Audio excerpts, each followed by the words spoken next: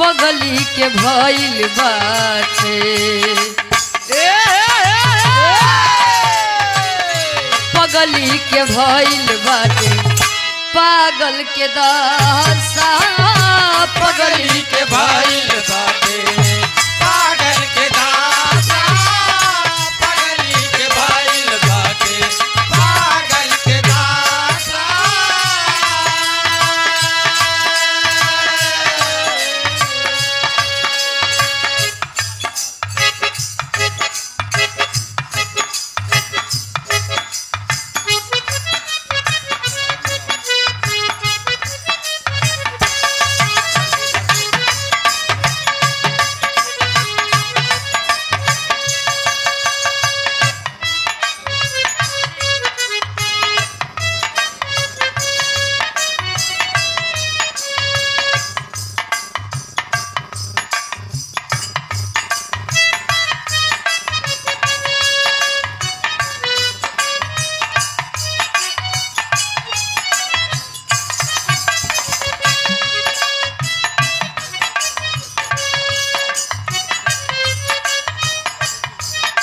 भइल बाटे पागल के दशा पगली के भइल बाटे पागल के दशा पगली के भइल बाटे पागल के दशा आज हमरा पता चलल प्रेम के भाषा आज हमरा पता चलल प्रेम के भाषा आज हमरा पता चलल प्रेम के भाषा पगली के भइल बाटे पागल के दशा आज हमरा पता चलल प्रेम के भाषा और रोवते रोवते मिले हमसे आइल बड़ी रोवते रोवते मिले हमसे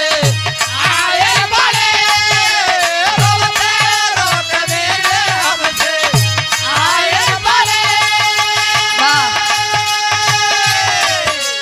रोवते रोवते मिले हमसे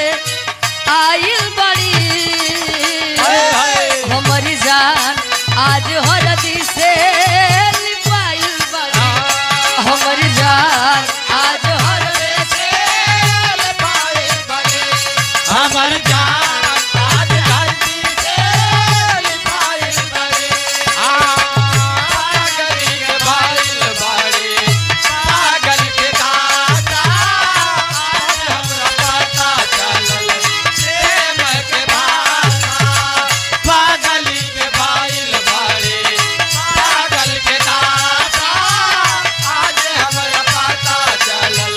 प्रेम के भाषा रोवते रोवते मिले हमसे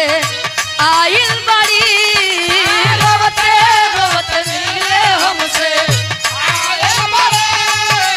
रोते रोते मिले हमसे आए बड़े रोवते रोवते मिले हमसे आइल बड़ी हमारी जान आज हरदी से लिपाइल बड़ी हमारी जान आज हरदी से लिपाइल बड़ी हमर जान आज हरदी से लिपाइल बड़ी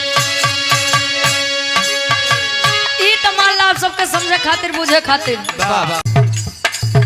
क्या बात है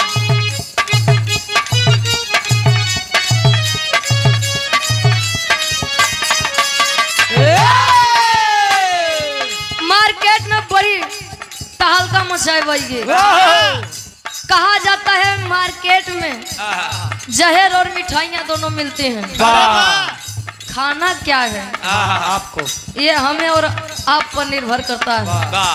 गीत के संकेत करते हैं कोनो नहीं न बेली दुल्हन अपने दुल्हा के परदेश जाए बोदे रोकत बा दुल्हावा नहीं मानत बा कि अगर जाब ना तो घरे के खर्चा कैसे चली दुल्हिया कहे अच्छा ठीक बा जा